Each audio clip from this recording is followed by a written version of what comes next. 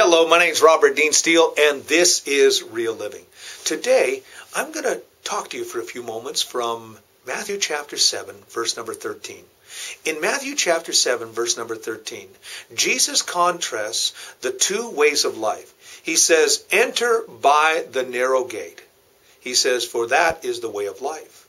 But he says there's a wide gate, a broad gate, and that broad gate leads to destruction. And then he says something that was very alarming. And he said, there are many that travel this path, this broad gate.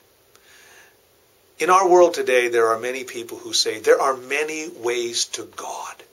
And so they stand there and they say, you know, I am a broad-minded individual.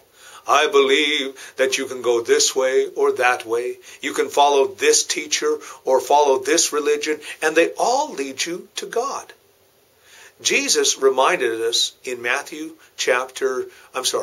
chapter 14, verse number 6. I am the way, the truth, and life. No man comes to the Father but by me. You see, Jesus made it very clear that he was God's answer. He was God's way. You see, when someone stands up and says that there are many ways to God, he doesn't know God or the power of God or the way of God. He stands there and talks from his own understanding. When someone says to you, well, there are many ways to God, what they're basically saying is, I don't believe in God's way. You see, God's way was to send his son Jesus Christ to die on the cross for our sins. When Jesus said, I am the way, the truth, and life, no man comes to the Father but by me, he was making it very clear. He was making it very clear that he was God's answer, that he was God's way, he was God's truth, and he was God's life. And Jesus, in Matthew chapter 7:13, he says, the way to God is narrow. And so there are very few people that travel it, because most of us, we want to be universalists. We want to think that, you know, there are many ways to God. And we don't want to think about the fact that maybe our neighbors, our family, our friends are going to go to a lost eternity.